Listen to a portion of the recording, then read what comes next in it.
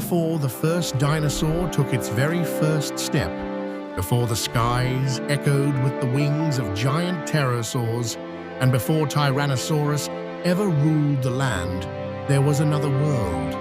A world unlike anything that exists today. A world where almost every continent had fused into a single, gigantic landmass, where scorching deserts stretched farther than the eye could see, and where the ancestors of mammals ruled the earth. For nearly 50 million years, this forgotten world flourished. Then, almost everything died. This is the story of the Permian period. Around 299 million years ago, Earth looked completely different. North America collided with Europe, Africa crashed into South America, and Asia joined the growing landmass. Slowly, almost every continent merged into one enormous supercontinent, Pangaea.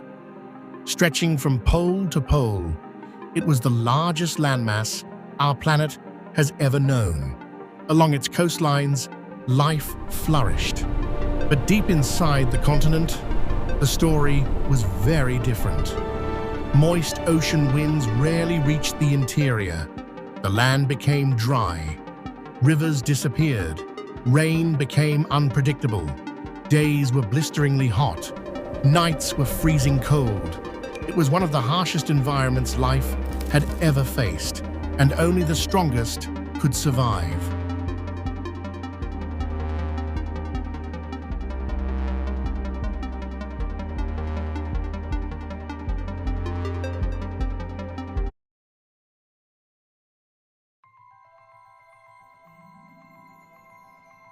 Many people imagine dinosaurs when they think of prehistoric Earth. But during the Permian, dinosaurs did not exist. Instead, the land belonged to the Synapsids. These strange animals looked like reptiles, but they belonged to the evolutionary branch that would eventually give rise to mammals, including us. One of the earliest rulers was Dimetrodon. Its enormous sail rose high above its back. For decades, scientists believed the sail was simply decoration. Today, many researchers think it helped regulate body temperature. By warming quickly in the morning, Dimetrodon could begin hunting long before its rivals. In a world where survival depended on timing, that single adaptation could mean everything.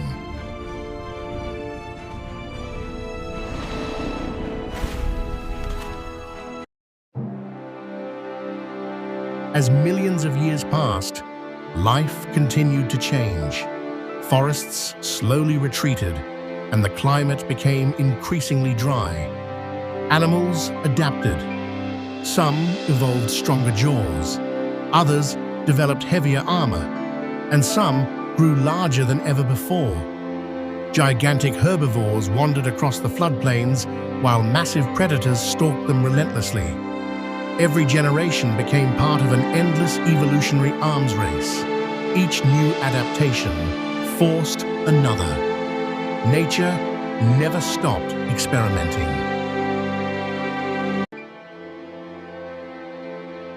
By the Middle Permian, the ancestors of mammals had become Earth's dominant land animals. Some resembled giant rhinoceroses, while others looked like oversized reptiles. Yet all belonged to the same remarkable evolutionary lineage. Ankylosaurus became one of the greatest hunters of its age. Powerfully built, fast, and equipped with an enormous skull, it was once thought to be slow and clumsy. Modern CT scans revealed something entirely different. Its inner ear showed remarkable balance, and its brain was highly specialized for movement. This was no sluggish scavenger, it was an active predator, and one of the deadliest animals of the Permian.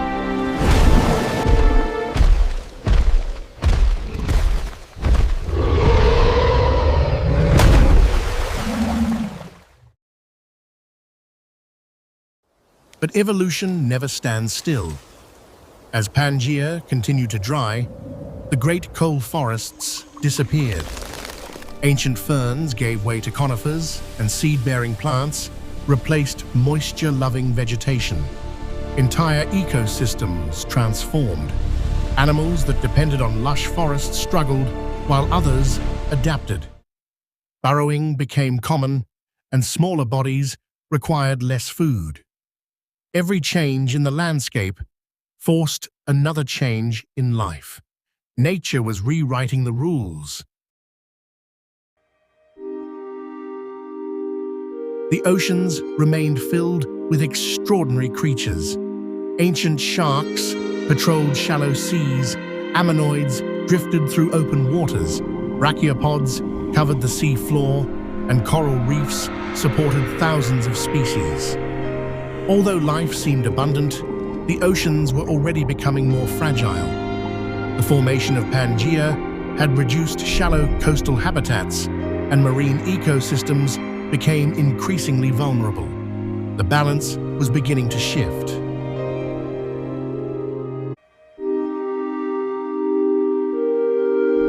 Then, around 252 million years ago, everything changed. Far beneath what is now Siberia, the Earth's crust began to split apart. Volcanoes erupted on a scale almost impossible to imagine.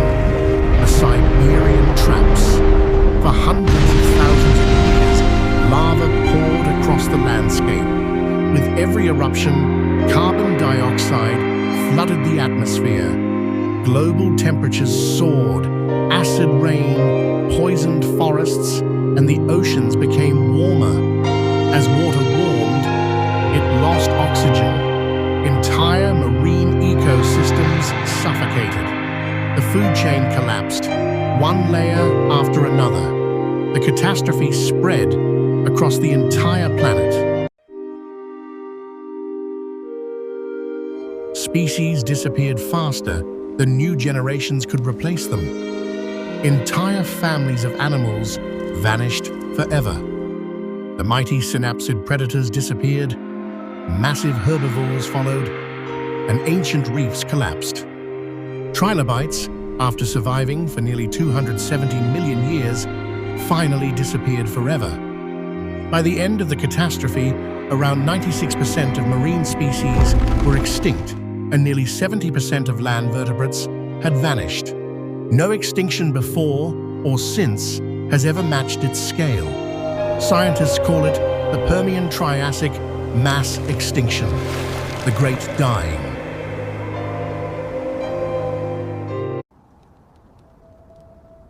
Yet life refused to surrender. Hidden beneath the devastation, small survivors remained.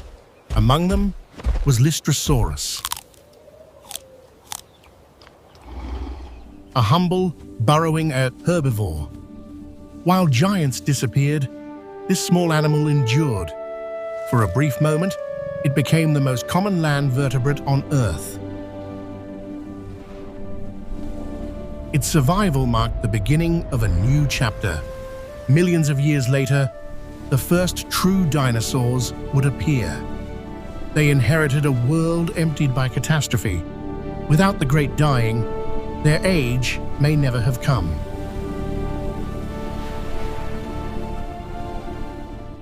The Permian lasted nearly 50 million years.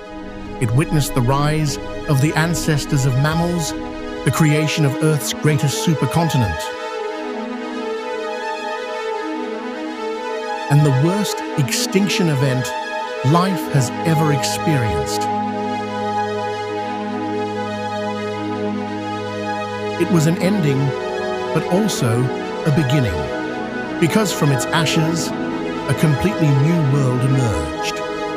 One that would eventually belong to dinosaurs, and much later, to us.